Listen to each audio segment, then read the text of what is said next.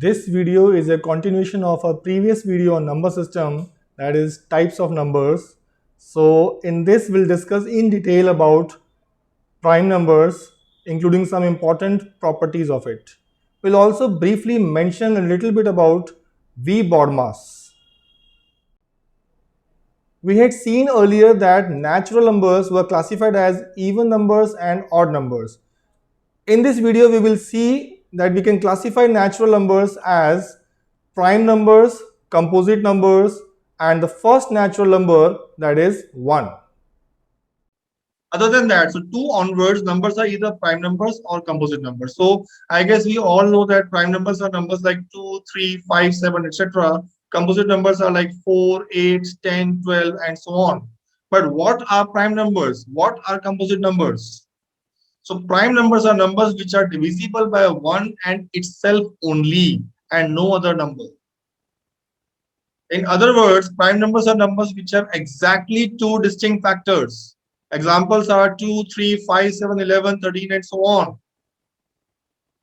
Composite numbers are numbers which have more than 2 factors, more than 2 distinct factors. Examples like 4, 6, 8, 9, and so on. Sometimes people say that numbers which are not prime numbers are composite numbers, but then that is not true, because if you say that, you are including 1 in the category of composite numbers. But we should know that 1 is neither prime nor composite. 1 is the only number which has only 1 factor, and that is 1 itself. A little bit more details about prime numbers. So prime numbers, if p is a prime number more than or equal to 5, which means excepting for 2 and 3, if we say prime numbers starting from 5, 5, 7, 11, 13, and so on, all those prime numbers can be expressed in the form of 6n plus 1 or 6n minus 1, which means those numbers are either 1 more than a multiple of 6 or 1 less than a multiple of 6. For example, 5 itself, you can write it as 6 minus 1. 7 is 6 plus 1. 11 and so on. You can see this 11, 13, all these numbers are written as either multiple of 6 plus 1 or minus 1. However, converse is not true. It means if a number is of the form of 6 and plus 1 or minus 1, it may or may not be a prime number. And we have a lot of examples. See this, 25 is 24 plus 1, and 24 plus 1 is a 6n plus 1 type. But 25 we know is not a prime number. Likewise, we have many such examples you can see here. Notice that from 1 to 100, that is out of first 100 natural numbers, 25 of them are prime numbers. It's an additional fact you must remember. It might appear in some question somewhere. How to identify whether a number is a prime number or not? So take an example, is 257 a prime number? So the method to go about it is that take its approximate square root. And we see that the approximate square root value of 257 is 16.0 something. From 1 to 16, check out all prime numbers. So we have numbers like 2, 3, 5, 7, 11, and 13. These are the prime numbers less than or equal to 16. 16 is the integral part of the square root. So till 16, whichever are the prime numbers, find out those and check if this number 257 is divisible by any of those prime numbers or not.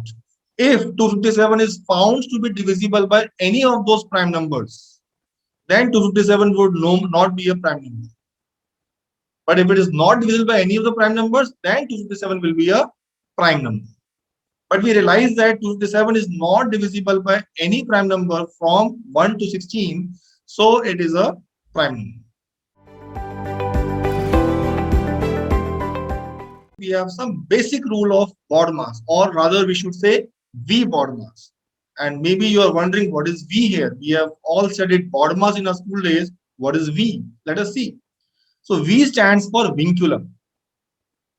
V we know is brackets, and brackets are of 3 types, whether it's curly brackets, square brackets, or parenthesis. We have brackets. Off. O means off. Then we have division, multiplication, addition, subtraction. See some basic examples. 35 divided by 5 into 7. So the dilemma for a student would be that should we divide by 5 first or multiply by 7 first? So BODMAS gives us a way out, division first and then multiplication. So we will first do 35 by 5, which is 7, and then 7 into 7 gives me 49. But if it is 35 divided by 5 of 7, now of is given priority over division. So we will perform the operation of first. And of essentially means multiplication. So 5 into 7 is 35. So we will have 35 by 35, which is 1. What if we are given like this, 35 divided by 5 and there's a bar over it, and outside we have of 7. Now this bar is what is called vinculum, the topmost priority. So we'll perform the operation under the bar first. So 35 by 5 means 7. So 7 into 7, because of means 7.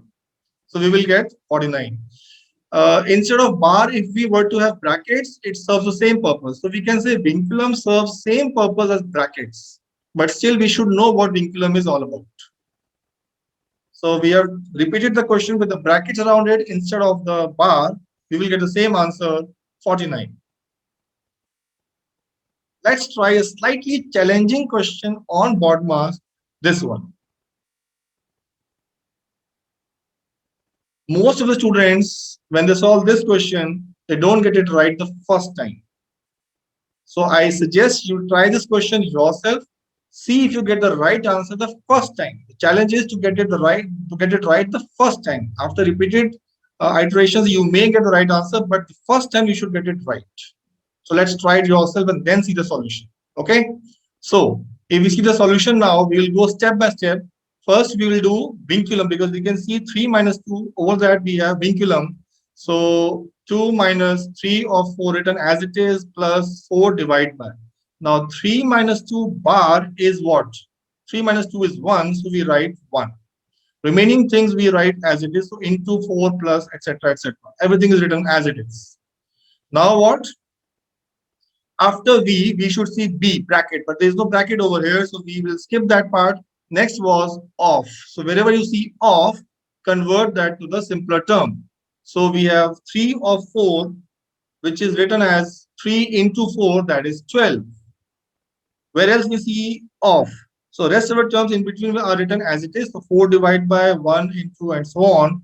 Now we have 2 of 4. 2 of 4 means 8. So we write that first, and then we carry on minus 6 into and so on, and then we again see 2 of 7, which is what? 2 into 7, 14.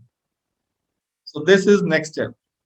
After of is over, what else we have? What next we have is division. So wherever you see division, perform that. So we have 2 minus 12 plus, now we have 4 divided by 1, which is written as 4. Rest of things we carry on. Then we have 1 divided by 8. We can write in fraction form as 1 upon 8 for simplicity.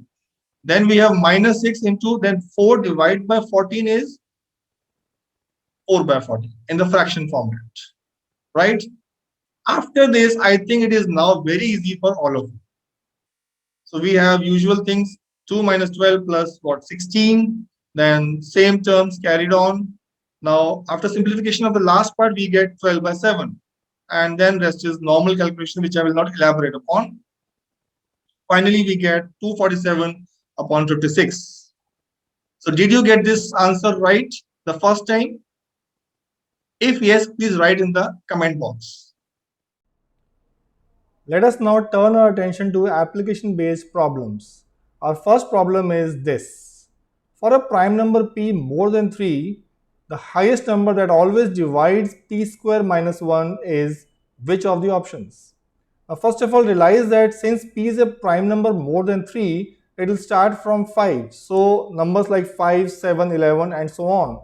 And we already know from the properties that if p is a prime number more than or equal to 5, then p can be written as a multiple of 6 plus 1 or minus 1.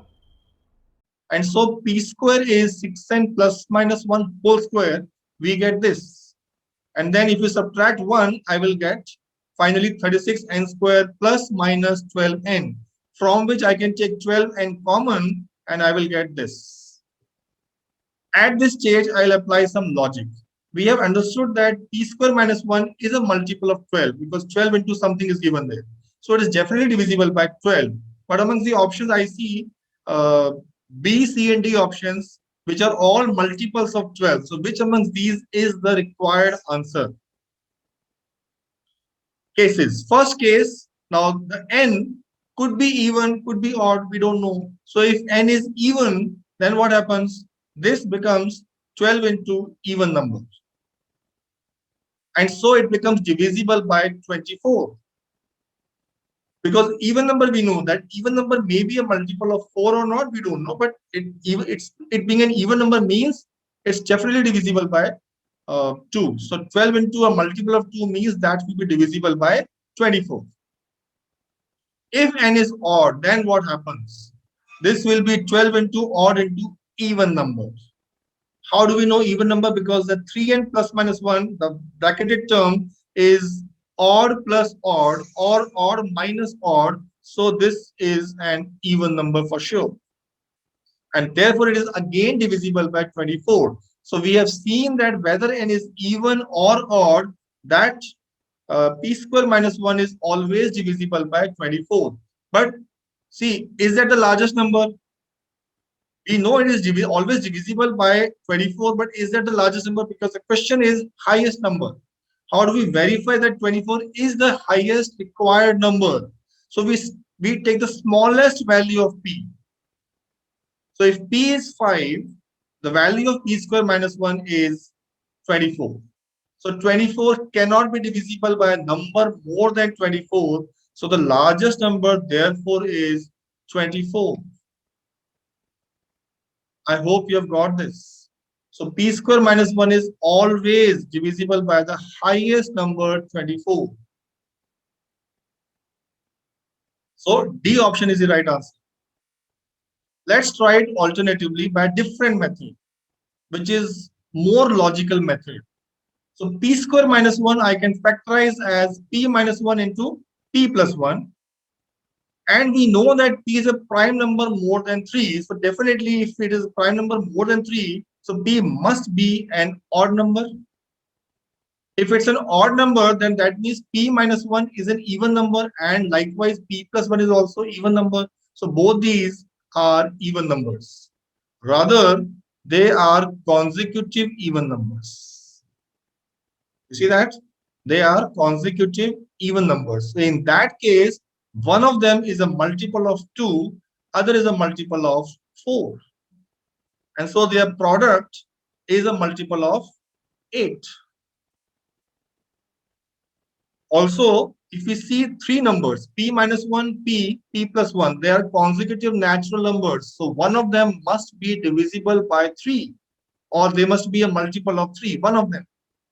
Since we already know that p is a prime number, it cannot be a multiple of 3. That means one of the numbers, p minus 1 or p plus 1, must be a multiple of 3.